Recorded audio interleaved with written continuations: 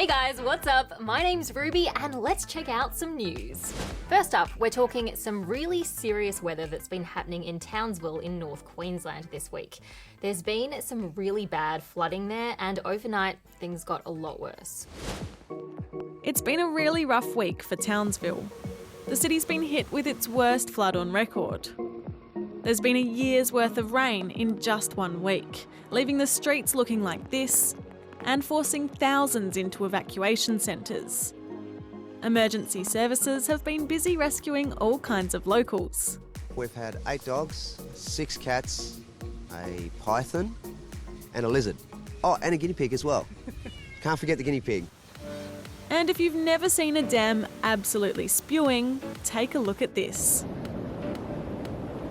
Overnight, authorities had to open the floodgates to stop the local dam overflowing and putting even more homes at risk.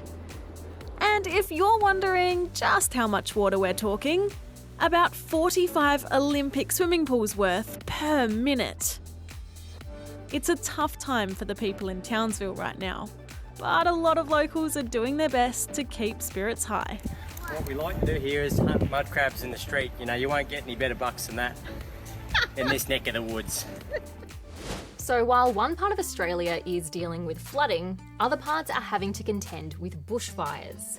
Over the weekend, Tassie and Victoria saw the worst of it. Lots of homes were destroyed and some people have had to go to evacuation centres to keep safe. Schools have been closed as well. Everyone's been hoping for a cool change and some rain this week, and there is some forecast, so hopefully that'll help fireys get the situation under control. Multi-million-dollar ad campaigns, more than 100 million viewers, and 3.5 million kilos of guacamole. Apparently, that can only mean one thing: the Super Bowl. Some of that guacamole was used to feed the 80,000 football fans attending the Super Bowl, to watch the Los Angeles Rams take on the New England Patriots in Atlanta. But a whole lot of guac wasn't the only thing on the menu. We've got a runner. Oh, the guac got her. For starters, there were the really expensive ads. A 30-second spot during the game cost nearly $7 million, so you want to make sure it counts.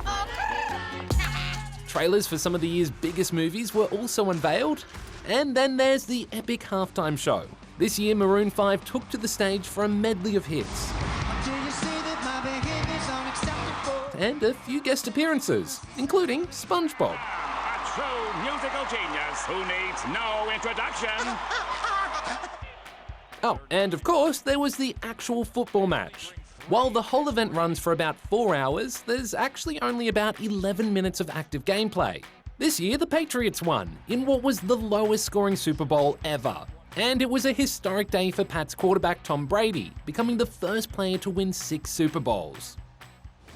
Also, it's definitely worth mentioning that these two have just become the first ever male cheerleaders to perform at the Super Bowl.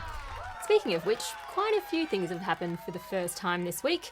Enough for us to make a segment about it, which I have creatively decided to call For the First Time Ever. Okay, first up, welcome to the music concert of the future. Well, not really the future because it just happened. Electronic artist Marshmello put on Fortnite's first ever live music event. Let's go, let's go, let's go, let's go! Just as well it wasn't in real life, because apparently millions of players turned up to watch as their virtual selves. It's a concert where front row seats don't really matter, because you can literally just fly above the stage. Next up, how many Marilyn Monroes does it take to set a Guinness World Record? 270 apparently. That's how many rocked up to Brighton Beach in Adelaide over the weekend. Also, in case you don't know, Marilyn Monroe was a big movie star back in the early days of Hollywood.